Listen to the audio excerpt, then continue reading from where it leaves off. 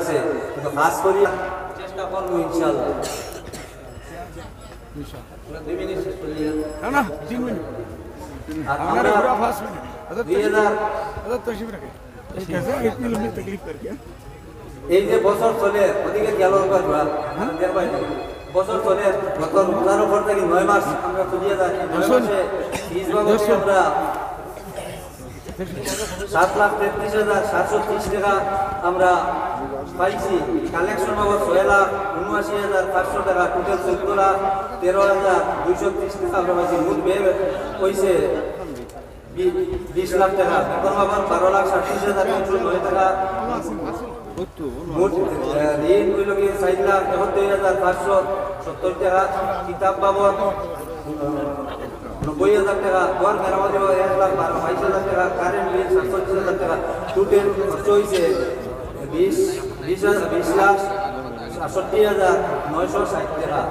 আর আমরা পাইছি 14,13,230 টাকা। 6,54,730 টাকা আমরা ঋণ আছে।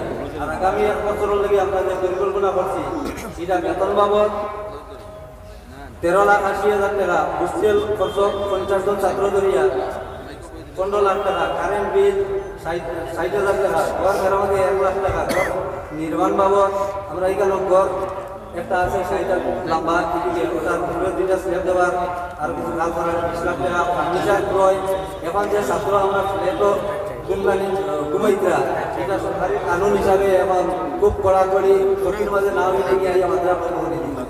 এইভাবে ফার্নিচার কিছু আমরা জরুরত আছে আমরা বানান কিছু ওগুলা 2 লাখ টাকা লাগে। টোটাল 52,40,000 টাকা। এর থেকে 15 লাখ আমরা 10 ছাত্র আছে কিছু বাকি কালেকশন। আর মোট 14 জন আমরা শিক্ষক আছে। ঢাকার ছাত্র আছে 127 জন।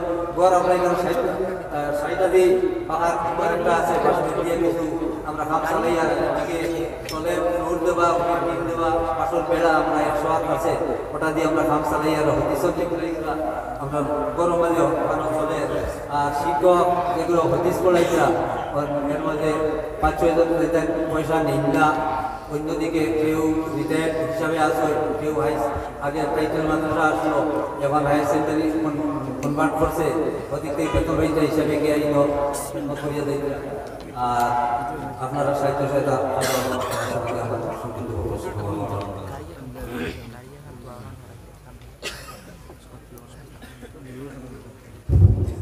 সম্মানিত সুধীবৃন্দ, একটা বিষয় ঘোষণা, রাস্তার মধ্যে একটা গাড়ি রাখা একটা সরাই একটা ফালা গাড়ি এখানে রাখা, যার গাড়ি বা গাড়িটা একটু সরাই।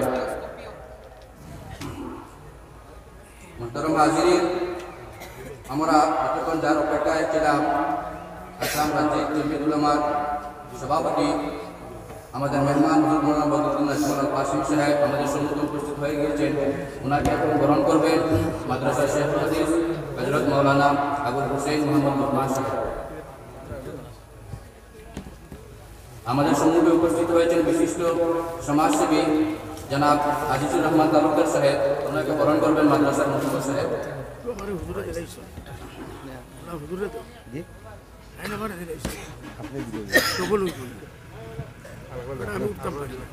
এখন আমাদের প্রধান অতিথি দারুল দেওবন্দের মুহাদ্দিস হযরত মাওলানা আফজল হুসেইন কাইমুলি সাহেবের শানে অভিনন্দন পত্র পাঠ করবেন মাদ্রাসার প্রধান শিক্ষক হযরত মাওলানা মুস্তাফা আহমদ কাসিম সাহেব।